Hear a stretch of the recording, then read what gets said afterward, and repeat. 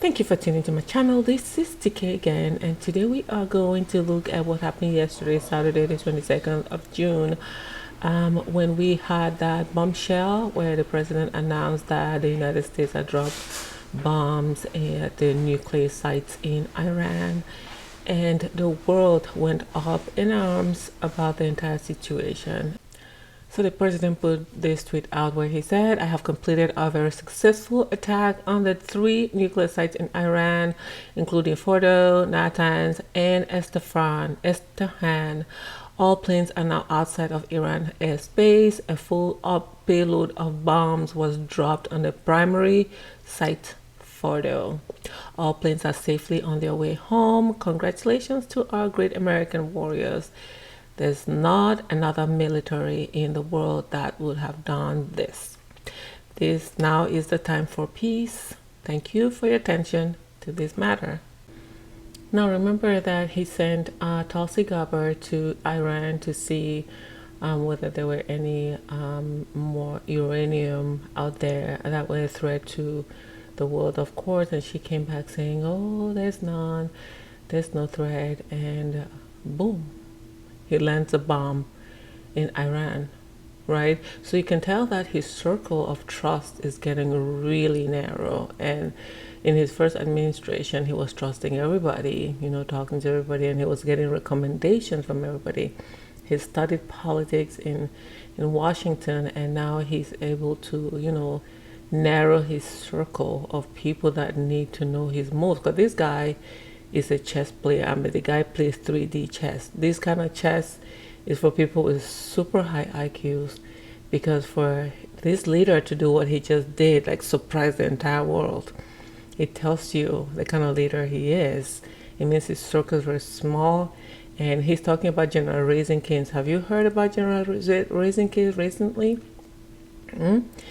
We were hearing about all these TV generals, but Raising King was sitting in the background. No one heard about him, and then boom, he's out here. We're talking about General Raising Canes, right? So this man is a chess player. He knows how to play a good chess game. A short time ago, the U.S. military carried out massive precision strikes on the 3 key nuclear facilities in the Iranian regime: Fordo, Natanz, and Esfahan. And most importantly, I want to congratulate the great American patriots who flew those magnificent machines tonight, and all of the United States military on an operation the likes of which the world has not seen in many, many decades. Hopefully, we will no longer need their services in this capacity. I also want to congratulate the chairman of the Joint Chiefs of Staff, General Dan Raising Cane, spectacular general, and all of the brilliant military minds involved in this attack. With all of that being said, this cannot continue. There will be either peace or there will be tragedy for Iran far greater than we have witnessed over the last 8 days. And I want to just thank everybody, and in particular, God. I want to just say, we love you, God, and we love our great military. Protect them. God bless the Middle East, God bless Israel, and God bless America. Thank you very much. Thank you. Wow, that was not an easy speech. And the guy had his voice cracking there at the end. And if you can see, he has Marco Rubio with him. Let me go back right here. He's got Marco Rubio with him, and it's got Pete Hegseth, and of course JD Vance. You can see he gave Iran like 2 weeks, and then this was like some kind of a surprise attack. And you can see that the circle of information is very narrow. All right, now pretty soon you're going to be hearing people in the mainstream media, Fox, CNN, and all those other outlets. They'll be telling you, fear-mongering you, driving their propaganda really deep, and telling, there were casualties. And they'll probably come up with some videos, maybe some AI videos. We know how they roll. Because we heard the president. We always have to go back to what the president has to say. He described these strikes as targeted and preventative, indicating that the operation was aimed at deterring a future threat. That was what it was all about. He also reiterated the need to act in defense of national and allied security. Okay, the speech was focused on the objectives and the strategic reasoning. Okay, so you're gonna have mainstream media outlets, they'll be telling you about casualties that do not exist. At the end of this video, we're gonna look at what how these bombs really work and how to go in the ground, how destructive or how safe they destroy these sites that are a threat to all nations, not just the United States, but other countries, the countries around Iran. Okay, the overall tone to me was firm, it was deliberate, it was serious. The president clearly aimed to convey control, resolve, and moral clarity. That's it. Now, what was the bomb, or what kind of bomb was it? Right, the target places were Natanz, Fordo, and suspected new centrifuge sites. Right, now the weapon, I've been doing a little research on this weapon, which is it says it's likely a GBU 57 massive ordnance penetrator. I have no idea what that is, but I know it's some kind of a weapon that they use to defuse any plants that are on the ground, and we're going to look at that right after this. And it's 30,000 pound bunker buster, they say, and it's designed to burrow through reinforced underground facilities. That's what it's designed for.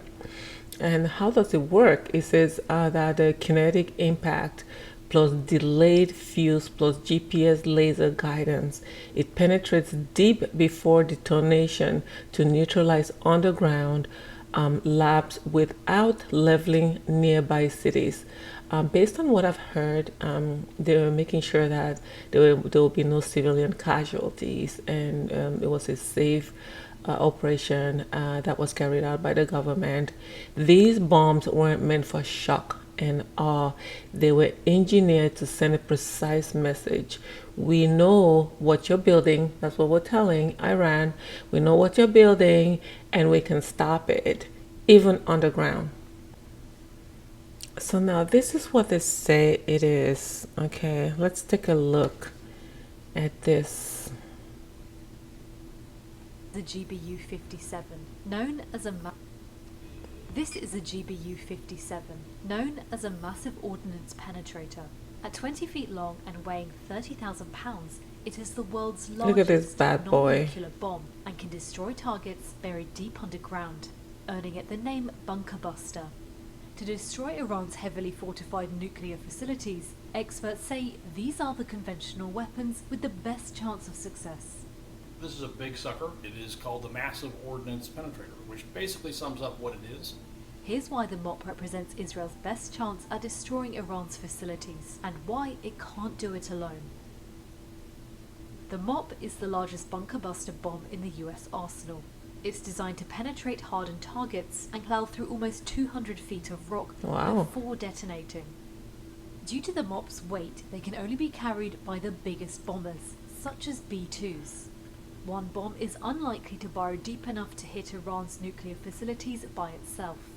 The metal is going to melt at some point, and so it does have limitations in terms of how far it can penetrate, and that's why you may have to follow it up with multiple instances. You drive a wedge in, it expands, and then you continue to drive it in the second time, and each time it's more effective. In a sense, you're trying to create an earthquake.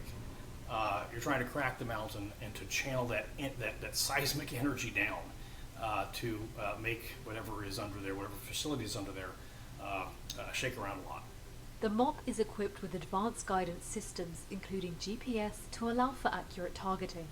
It is also fitted with a delayed fuse, which allows the bomb to explode after it has penetrated its target.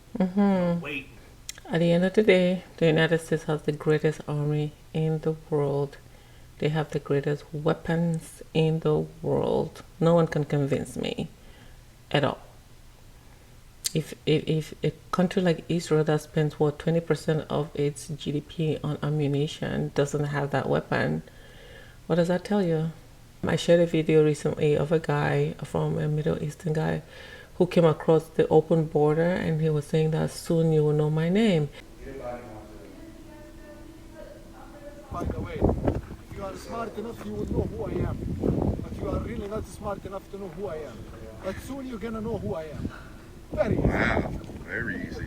The entitlement. No, believe me, I'm much better than that. The entitlement, guys. Wow. That's scary to me because we don't know what he's planning to do in the United States. We don't know. I don't know whether ISIS picked him up. We haven't heard anything of him recently. The U.S. have moved naval bases into the region. Are we on the brink of a broader war than what we are seeing?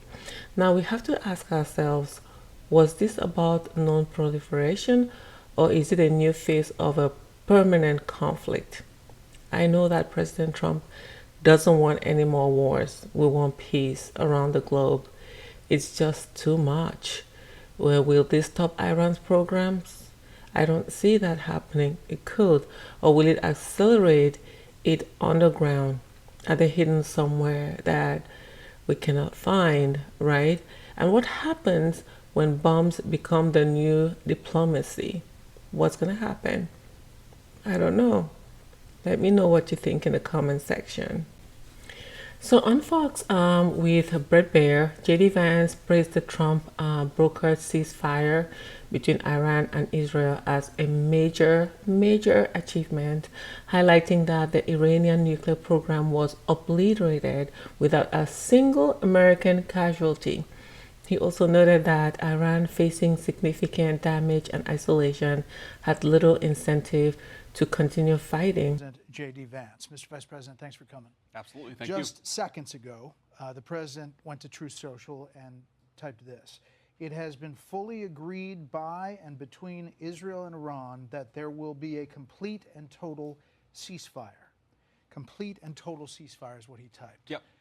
What does that mean? How did it come about? What's the development here? Well, we were actually working on that just as I left the White House to come over here. So that's good news that the president was able to get that across the finish line. I think what it means, Brett, is quite simple. First of all, the president, without, knock on wood, having a single American casualty, obliterated the Iranian nuclear program. We are now in a place where we weren't a week ago. A week ago, Iran was very close to having a nuclear weapon. Now, Iran is incapable of building a nuclear weapon with the equipment they have because we destroyed it. So that's a very, very big thing. Now, what that means, I think, is we have to talk to Iran and, of course, to Israel about what the future holds. Because while we have obliterated the Iranian nuclear program, our hope and our expectation is that they're not going to try to rebuild that program. And I think that's what the president is really trying to figure out here, is to build a long-term settlement here to where we can have peace in the region, where our regional allies and, of course, the American people, most importantly, can be secured, but where we can ensure that the destruction of the Iranian nuclear program that has already happened is not something they try to rebuild. Wow, that ceasefire was definitely short-lived. A ceasefire was supposed to be remarkable. It was supposed to be a step towards development with the peace talks, right? Especially considering how quickly tensions escalated in recent weeks. We felt a little relaxed. It offered a chance to not have civilian casualties, reduce instability, and possibly recalibrate diplomatic channels. But what happens? These idiots start throwing weapons at each other again after they decided to have a ceasefire. These fools are now dropping weapons on each other, and then even having our President Trump throwing an F-bomb on live television. You know, President Trump is trying to bring about the peace. Okay, he's trying to stop all these wars. And what does Netanyahu do? Start bombing Iran again, and then Iran, of course, retaliates. Okay? Well, I understand that we're supposed to be supporting Israel. I get that. But I want people to differentiate between us supporting the Israelite people and the regime. There's a difference. Okay? Same thing with Iran. We're not here to support the Khomeini or whatever they call it regime. We're here to support what's happening to the Iranian people. That's what it is. We need to differentiate those things. You know, it always bothers me when people are trying to solve a problem and they don't point fingers at the perpetrators. They just say, oh, Iran or Israel. No, it's not Israel. It's the regime that's in power right now. That's who's causing all these problems. Those are the warmongers, people that want to keep on with the war so they can keep making money. Yeah, I said it. Okay, so we need to differentiate that. Now let's take a look at the video where President Trump is very pissed. He's not happy. He's not happy with Israel. He's not happy with Iran. Okay, for those people that keep saying, oh, Netanyahu has him on his little finger. Oh, Netanyahu is control. No, no, no, he's not. Not Trump. If you've been watching this man for years, you're going to understand that this man makes very calculated decisions. Nobody tells him what. No tiny country like Israel is going to come tell us what to do here in the United States. That's not happening. They needed us to help throw those bombs, right? And we did. So whenever people say, oh, he's got Trump in his little finger, no, he doesn't. He doesn't, people. Okay, pay attention. And now we're gonna watch this video where he was interviewed before he took his flight, and let's hear what he had to say about this this escalation that just took place after they called a ceasefire. You know what? We basically have two countries that have been fighting so long and so hard that they don't know what the fuck they're doing. Do you understand that?